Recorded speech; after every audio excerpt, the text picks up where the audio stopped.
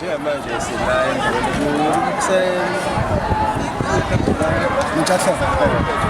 Mabanzi. Awusithathe isicelo basapota abantu abathelekile bamenezele abantu baqala bafika bangivumile abathelekile usithando sibeze Sibonga kakhulu sibingelela ngokubana nongibala. Inhloso yalo mcimbi ukuvuselela amasiko nokuthi silivulele isiko lidinga silithuthukise. Ingoma yasenhlanzini equka izigodi eziningana ezingaphansi kobukhosi bakabaleni kodwa futhi njengobunye izigodi ezisuka le ePrumuku eWard 15 nesinye futhi izigodi ezisuka kubukhosi bakazamani kaNhlabathi uNongiqa. Ziningi izigodi ezingana khona uKhayeka, khona iBhosa, khona uMthintwa, khona iGqalabeni, khona iMangeni. Zonke ziyacintisana ngokukhombisa amakhono abo ekusina ingoma. Sibaluleke kakhulu ukuba bona abantu bebulala inyoka labeko 5,000.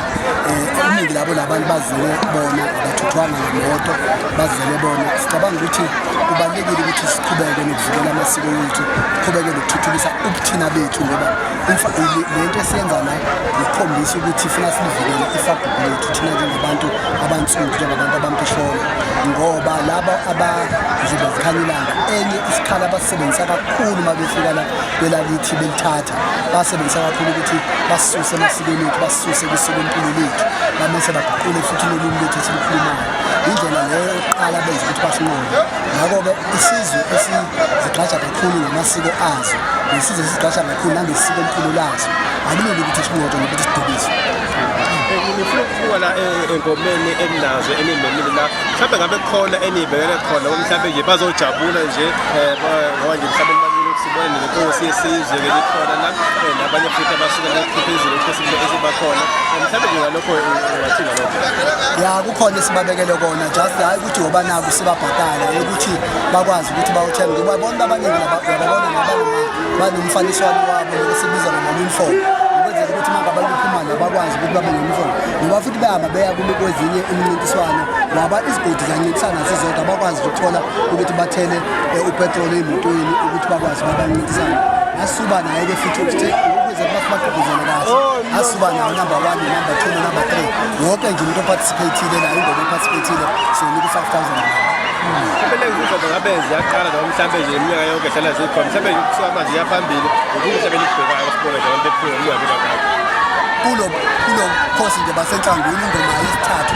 kulo nyaka ingoma yesibili nyanga ngoDisemba kwakhona ingoma kade emangeni phezulu ngoDisemba sasenzile lapho baqhudela khona izigodi ezimbili phinde futhi wababiza izitha inyanga edlule babeka phambili abezitha yesithathu le kuzoqhubeka nje siyaba nezakhona futhi zasebusika sibe nezakhona zangepasika sibe nezakhona futhi zangokhisimusi amuntu kakhisimusi ngase kushiye ngaphandle kokubhala ukuthi ukubona kwethu kulo mcimbi kukhona kakhulu-ke iyinhle kuyona egqishiyayo kuyona esine kakhulu kuyona futhi ekhombisa ukuthi uyayijabula kakhulu into yengoma ukugquzela kakhulu eyamasiko njengosuku wabantu bakhubazentsheni ngeke-ke singakunika ithuba lokuthi-ke siyazi ukuthi ngobhala ngomhlaka 29 ngoba kuzokukhona nje ukuvote abantu abashibone kakhulu emfisa ukubele ingxenye kodwa mhlawumbe ngathini lokho abantu abasha bakwazi ukuba bona bekhona nabanye abantu njengokuzibonela nje umsakazi ngayo la ukuthi iningi labantu abayebe bafaka amabhayi ANC bafaka ama-t-shirt ANC vele le isizinda se-ANC le wadi i-ANC okanye le ndawo yasenhlangwini i-ANC wina ngo-90% o-95%.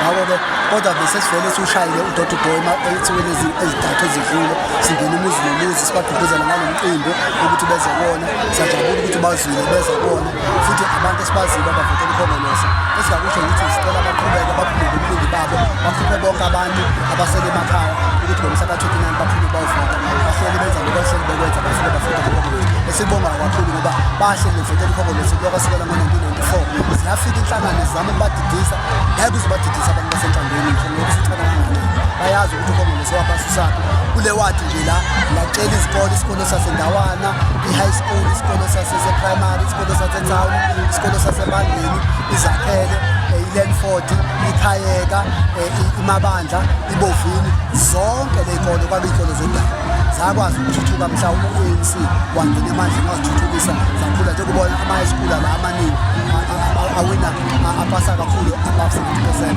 amabhashela bakhuphulile. Then intsha leyo iyakubona ukuthuthuka kunogesi la, ngisho ngathi ivillage incane kangakanani logesi, umgwaqo la sikhula thina wasazi ukuthi nje sobo imoto akuhambeki, bakuhamba futhi ibhasi eyodwa. Manje sekungena amakhwantama angene emaphasejini, njengoba uzibonela nawe ukuthi la kunomgwaqo omkhulu, ophuma umzimba omkhulu, ophuma i-underbelly, kodwa emaphasejini endaweni zasemakhaya kungabe imigwaqo kunamanzi, imizi eminingi inamanzi, amanye nje futhi eminingi inamanzi eyadini umpompi usemzini ngaphakathi. Then bahayiphize abantu balanda intuthuko, kodwa-ke futhi kuningi abasakufuna kukhongolisa.